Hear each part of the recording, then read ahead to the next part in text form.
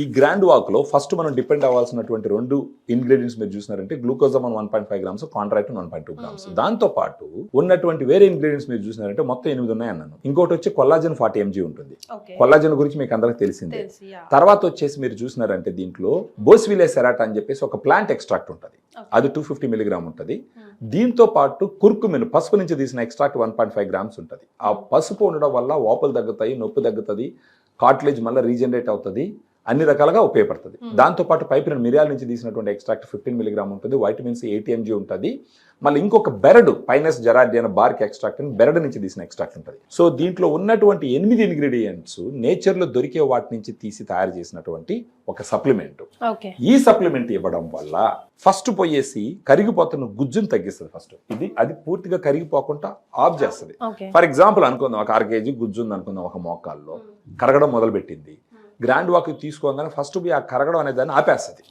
Further గా ఆ గుజ్జు పెరిగేదానికి ఉపయోగపడుతుంది. పెరుగుతుందా సార్? అట్లా ఖచ్చితంగా పెరుగుతుంది, ఎందుకంటే దీంట్లో గ్లూకోజామైన్ కాంట్రాక్టిన్ ఉంది అన్నమాట. ఓకే, సో ఇట్లా ఎన్ని బాక్సెస్ వాడాలంటారు? ఇది రోజుకు ఒక సాచెట్ వాడాలి. ఎట్లా?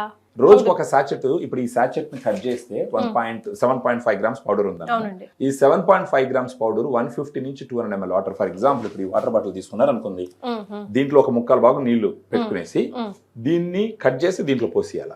పోసేసి మూత వేసేసి బాగా షేక్ చేసినాం అనుకోండి, ఈ పౌడర్ మొత్తం కరిగిపోతుంది. మామూలుగా గ్లాస్ లో పోసి ఊరికి అలా తిప్పితే మొత్తం కరగదు, కొంత మిగిలిపోయే అవకాశం ఉంది. కానీ కంప్లీట్ గా ఈ పౌడర్ తీసుకోవాలంటే ఇలాంటి వాటర్ బాటిల్ లో పోసి బాగా షేక్ చేస్తే కరిగిపోతుంది. తర్వాత ఉదయం గానీ మధ్యాహ్నం గానీ భోజనం తర్వాత దీన్ని పక్కన పెట్టుకుని తాగేసి morning or afternoon after lunch ఒకేసారి మొత్తం బాటిల్ తీసుకోవచ్చు. కొంచెం గ్యాప్ ఇచ్చి కూడా తాగొచ్చు. కాసేపు తీసుకొని అలా తాగితే రోజుకు ఒకటి లెక్కన.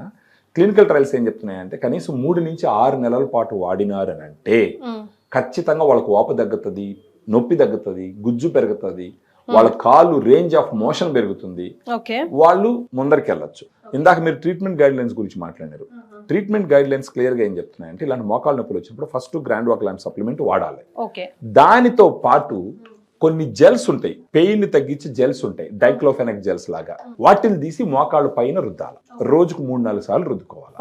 ఇవి 2 చేసుకుంటూ పోతే గుజ్జు పెరుగుతుంది, నొప్పులు తగ్గుతాయి.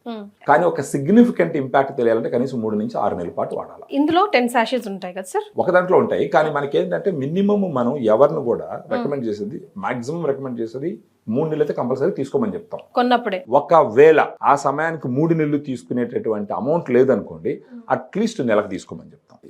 అండ్ ఈవెన్ 3 నెలలు తీసుకునే వాళ్ళకి సిగ్నిఫికెంట్ గా మనం డిస్కౌంట్ ఇస్తాం. ప్రివెన్షన్ గా వాళ్ళ మోకాలు స్ట్రెంగ్తన్ చేసుకోవడం కోసం ఇప్పటి నుంచే మొదలుపెట్టి గ్రాండ్ వాక్ వాడుకోవచ్చు. Right, thank you so much sir.